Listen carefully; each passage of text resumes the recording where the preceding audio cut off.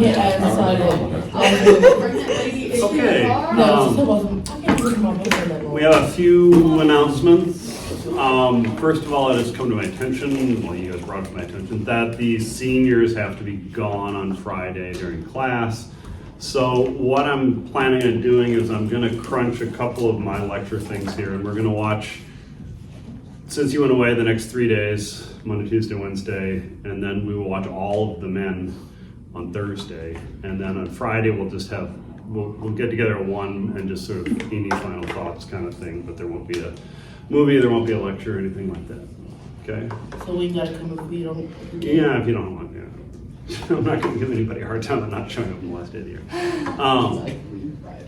I have to, teach to say I did a certain number of hours.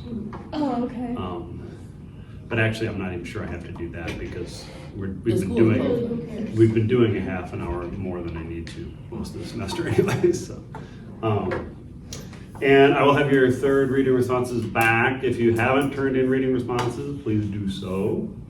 And then on Friday at midnight, either the paper or the last reading response is due. You can do either. I guess I should give you some incentive to do a paper if you want to. So I will say I will give 10 extra credit points to a paper over a reading response. But a reading response will get you totally, that's, if you do fine on all those, you'll do fine in the course. You're not gonna be penalized for doing a reading response. It's 10 extra points for paper, if you want to do the paper. Any questions about that? You're a good man.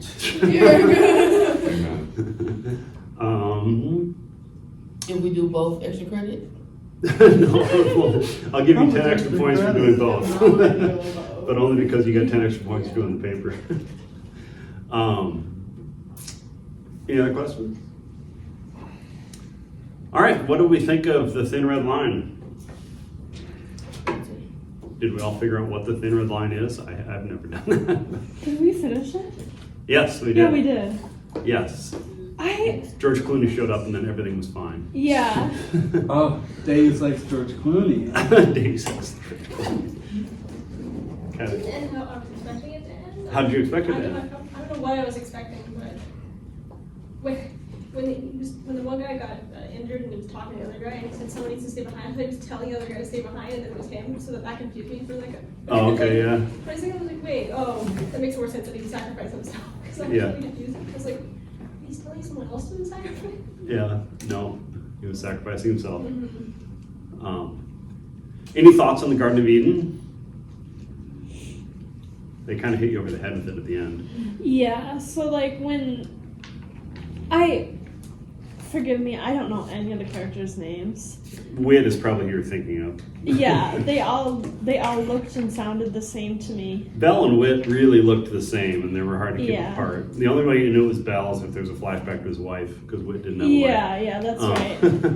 So when he goes back, like to the point that they were at in the place that they were at in the beginning, when he returns, there's like human sacrifice happening. There's like they've been like kind of like touched by war, it seems like, and like after that, like people are yelling at each other, and it's like nothing is the same again. It's like they realized that they were naked, and it's I feel like it was a pretty obvious like that. Honestly, that plot point was like the only part of the movie that was very clear to me, other than like the wife flashbacks. Okay.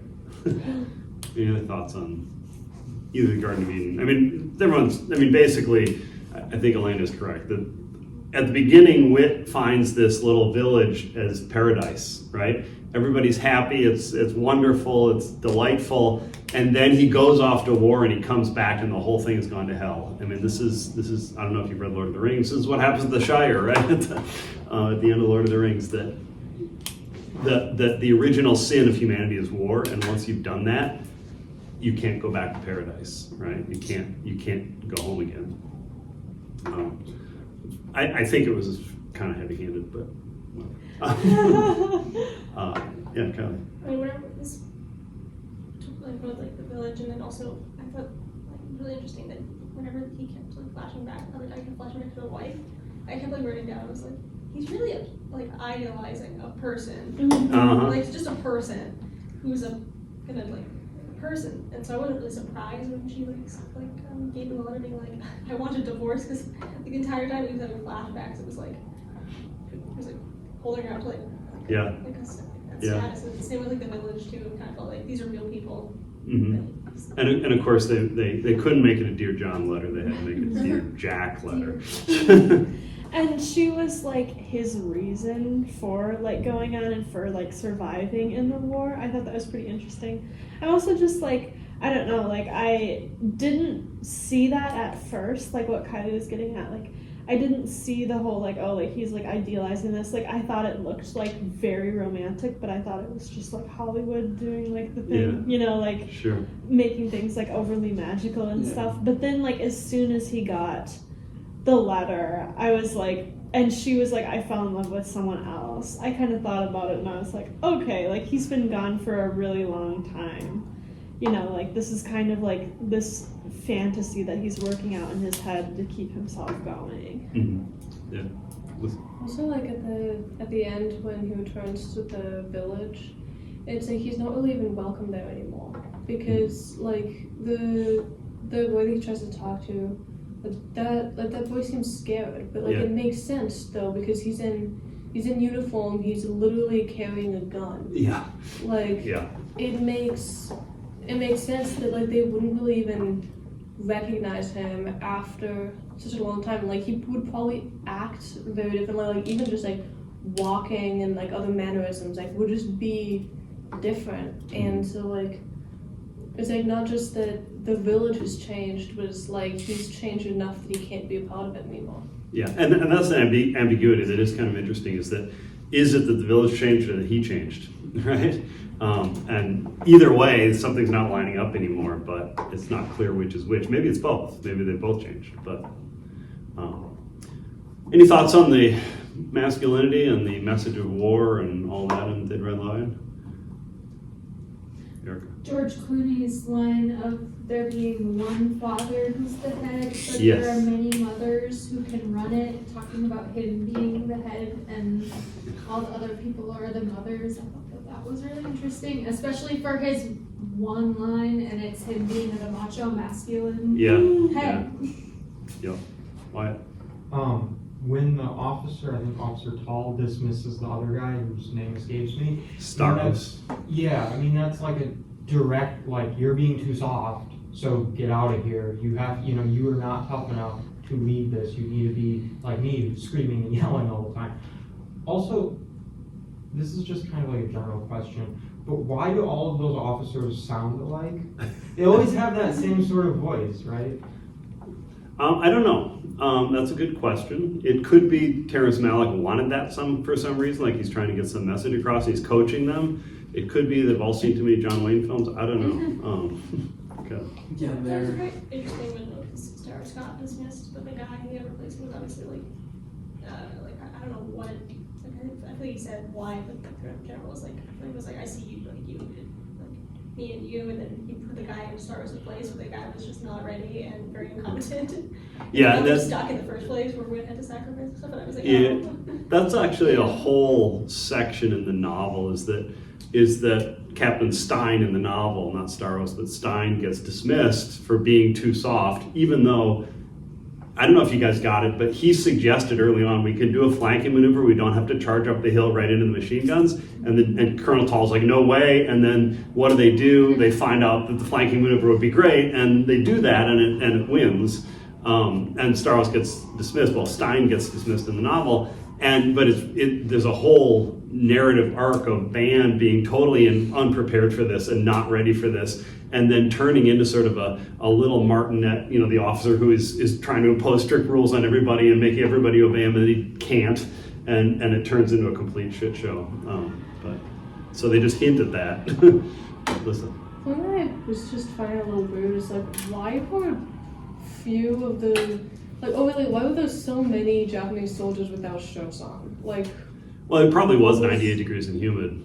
yeah, but like And they were also cut off from their. Mhm. I mean, I'm guessing discipline is breaking down because they were cut off from all supplies probably for several weeks, and they knew that they weren't getting any help, and they were just doing a last gasp defense. Yeah, but it seemed like there were a lot of Japanese soldiers that didn't have shirts on, but then it's like there were almost none of the I don't actually know what nationality, European or American soldiers that didn't, like there were very few of them that didn't have shirts on at any like given moment. Mm-hmm. Yeah, I'm not sure. Like it's like they're in literally the same environment. Right.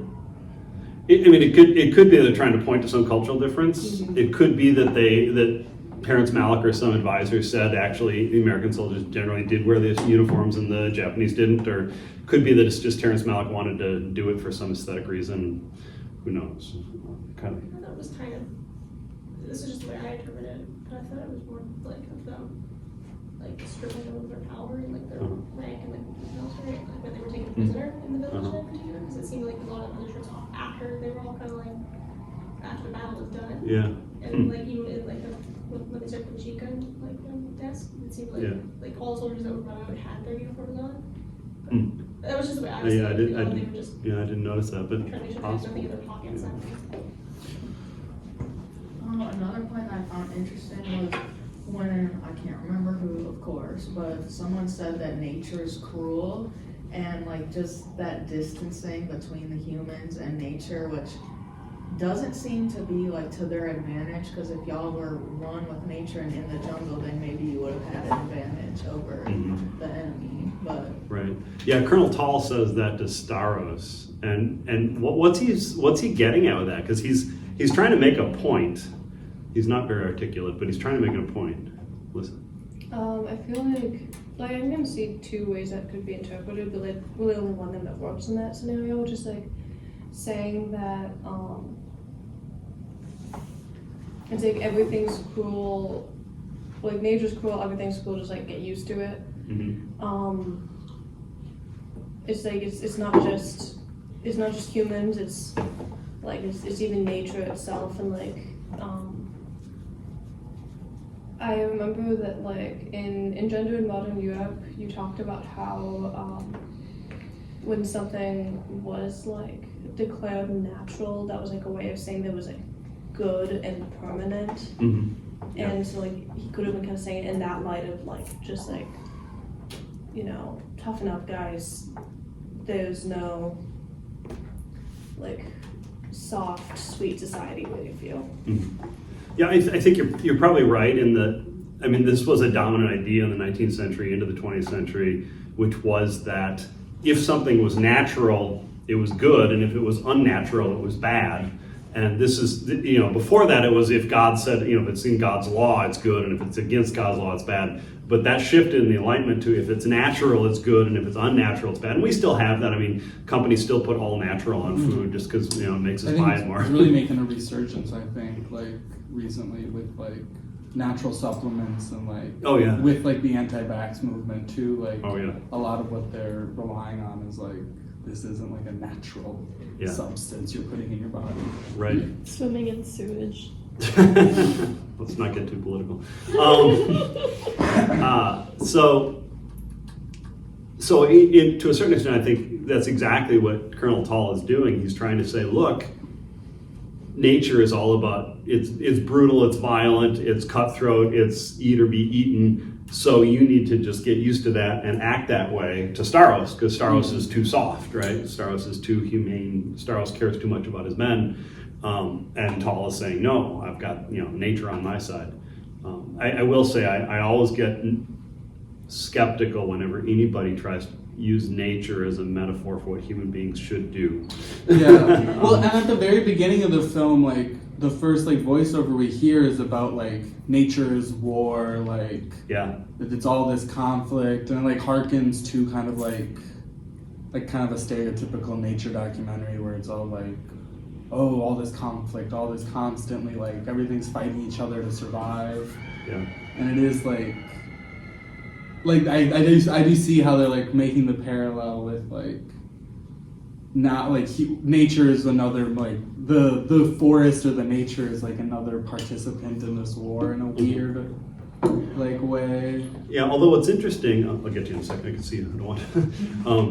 What's interesting about that, though, is that Terrence Malick goes out of his way to show you all this natural beauty in the middle of the war. I mean, like the soldier touching the leaf and it folds up, and the little baby bird, and they they're under fire and they're lying on their backs looking at the sky, and it's beautiful, and it's like he's going out of his way to make it all beautiful, but then he keeps talking about how it's all violent and bloodthirsty and etc. Kyler. I know it's pretty far away from like ordinal masculinity and just like the ideas of like rational being, like peak masculinity. But it was very interesting that Star was being more like rational about the whole thing, be like, hey, let's not run straight at that machine gun, and then it seemed like Tall took that more as like a challenge to his masculinity. Yeah. But like even though like Star was just like, let's just be smart about this, and it was like, no, run right at it. Well, that I think is that conversation. I think you're absolutely right. Is a sort of a contrast between the World War I notion of if we just charge into it, it's about being tough enough to go into it, and if we're tough enough, we'll win. And the sort of end of World War I and into World War II, like no, let's go around. Well, I also think it's interesting the Tull, like his like brash like nature's war, and I wonder if the film is like trying to do some sort of like commentary or like critique of his point of view, because like with like I'm thinking especially with like the indigenous tribe and their like Garden of Eden kind of like story, like at the beginning of the film we get like some of that nature's war voiceover, but really what we see is like really peaceful, like it's trying, like I think it's trying to hammer in like all the innocence of this like people, and like there's a war going on, there's these soldiers here, but it's really quite an innocent and like kind and like loving like community family thing. And then when like we return to it, it's not more natural now that it's all violent and stuff. It seems almost like it's been touched by war and like been taken out of like the prelapsarian Eden. Yeah, listen and why. Also the thing of like if you're tough enough, you can run the machine guns.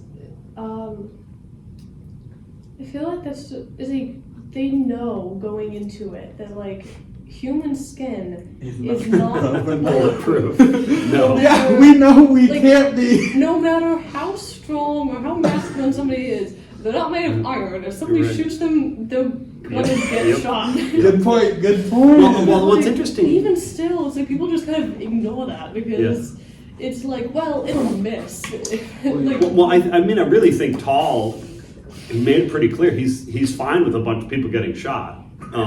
He's like, there's no way around this is a war. People are going to get shot, and so send them right up the middle, right up the gut. They're going to get shot, but we'll get our objective, right? And I thought it was really telling after, like in the middle of that first battle, where he's talking to John Cusack, and he's like, all those generals, they had their war, meaning they're World War I veterans, and he was too young for World War I, and so there's a real sort of masculinity chip on his shoulder, which we know is true. I mean, that every generation that was teenage boys and younger during World War I was too young to get to be in the war.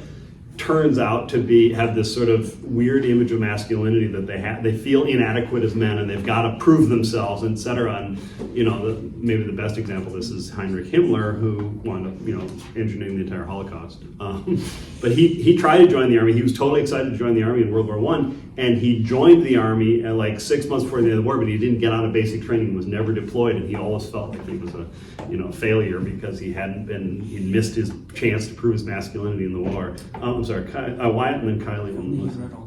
I thought the scene where they invaded the camp or took it over was really interesting because you got men comforting these Japanese prisoners. You also got men beating them like pretty horribly too. So there was there's a couple scenes before that too where they took the bunker on top of the hill, and one of the American soldiers started beating one of the Japanese soldiers. And that reminded me of the scene in Saving Private Ryan, where a very similar occurrence happened with the Germans. Yeah. And what's interesting about that is, I guess, if you think about it, they're both fighting for a cause that they truly believe in. And so to really say you're on the wrong side, you're on the, whatever, in hindsight we can see kind of which side is more fascist or so on. But generally speaking, the average soldier probably wouldn't have seen that away. So really what they're doing is they're just seeking out violence on somebody who's kind of equal to them, but just happens to be on the other side. So I thought that, paired with the fact that then you also get some soldiers actually comforting, is a really interesting sort of parallel between the mentality that's going on. It's like this absolute masculine violence, but also this sort of comforting, sort of Tenderness. older brother tenderness, maybe even motherly instinct too. I don't know, there was something about that sort of had interesting effect. Well, I think that's actually a theme in the whole movie, is that every human being has both of those things in them.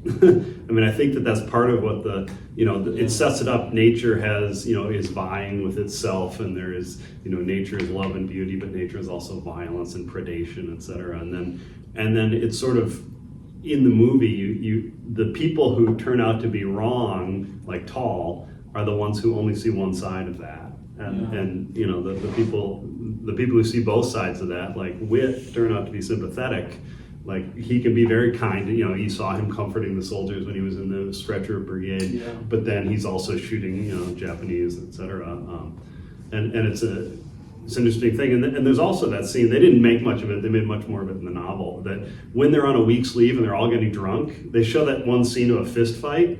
The novel made it clear that's all they did for a week, is they just beat each other to hell to get out all their frustrations and take out all the, get rid of all that energy and anxiety, etc. There were fist fights all over the place, which is, an interesting thing. It doesn't show up much.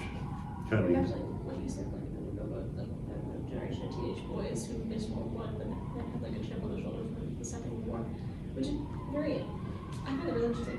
I feel like you kind of like proved that World War I felt like a failure of masculinity to everybody who went into it, and then like it's so interesting that the guys who just missed it were like, oh no, we failed, even though they got into it, they would have been like that's a total failure. Right. Well, that's part of. I mean, one of the things that you sort of got out of the Drew La Rochelle is that the soldiers at the front couldn't communicate to the people who weren't there what this was, and so the boys who just missed it, turned 18 and 2 months too late or something, had no idea. Right? They're like the boys in the classroom and All Quiet on the Western Front calling the guy a coward because they had no idea.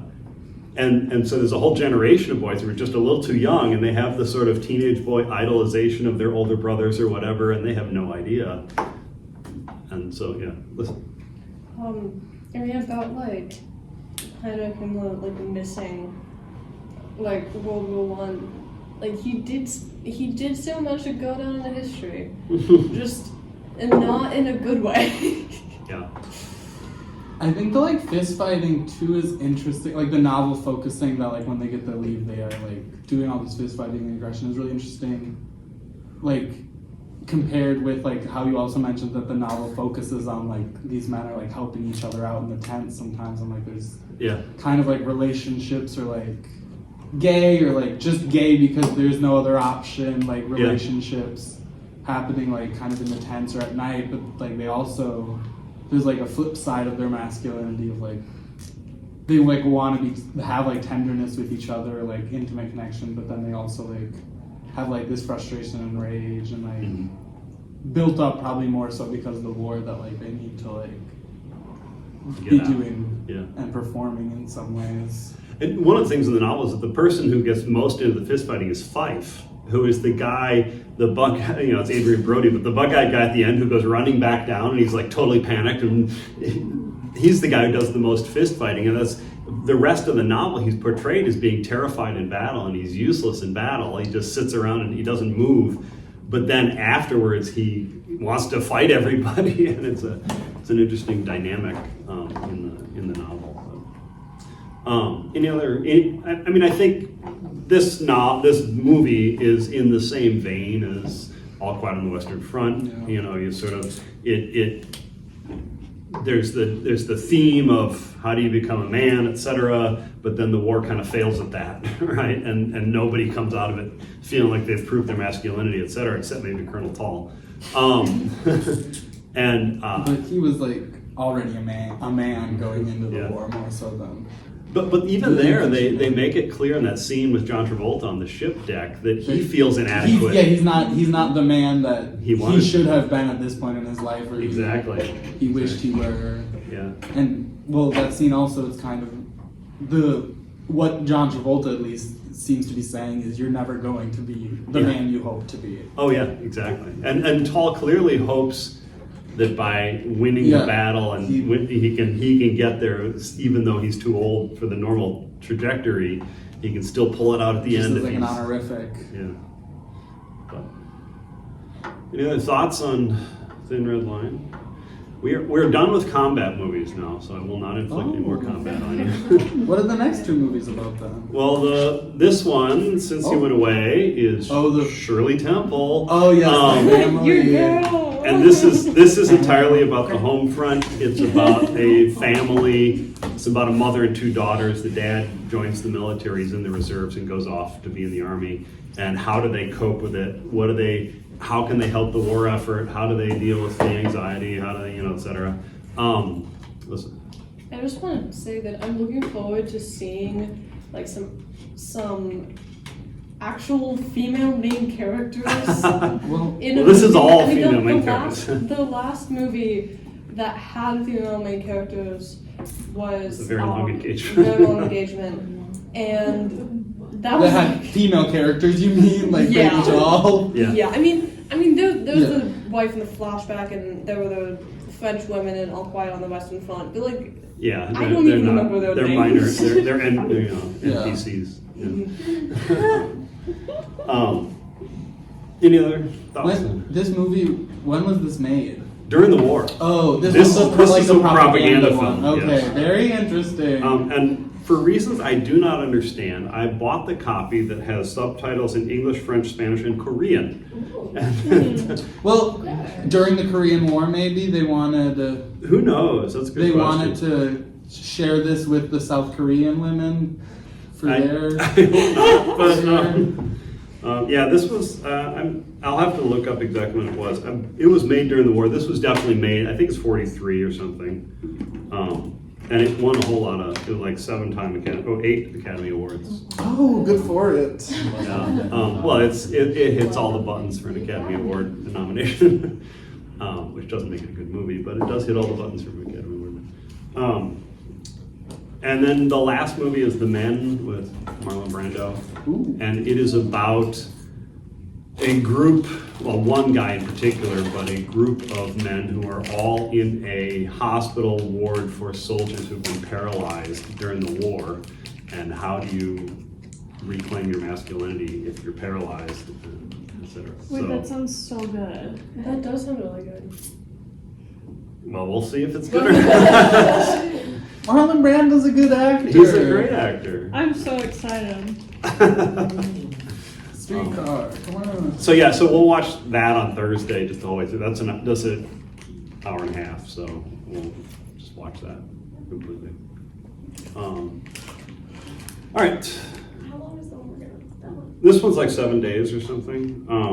It's 3 hours. It's 177 minutes. That's a long for a It's a movie of the long time. freaking film, and For it the feels 40s, longer. that's really long. Yeah. People were sitting there watching this.